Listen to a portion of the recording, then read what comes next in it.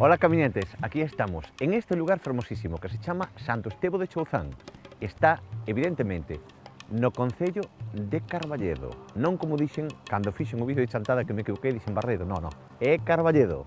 E aquí estamos, entón vamos a conocer unha iglesia espectacular, unha catarata e un paisaxe con os límites sin igual. Eso sí, cobertos pola néboa. Imos a camiñar.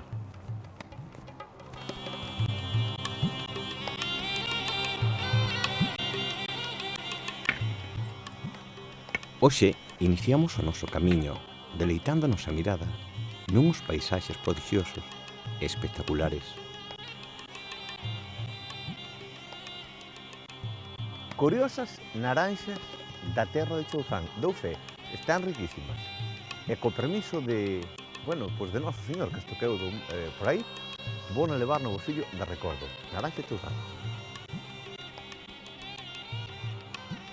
Vamos dispostos, entre outras cousas, a deleitar esa vista nosa, contemplando, alá no fondo, esa iglesia de San Esteban de Chouzán, unha iglesia do século XII, que foi un antigo mosteiro das benedictinas, reformado alá polo século XIV.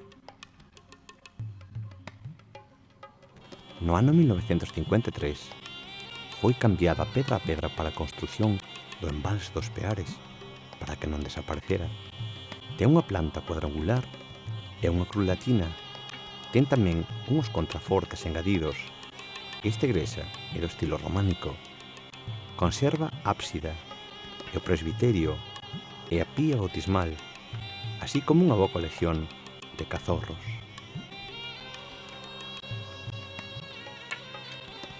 Hoxe veremos durante moito tempo no noso recordo que unha vez máis encontramos outro paisaxe sorprendente que nos fai estar cada día máis namorados desa nosa provincia de Lugo.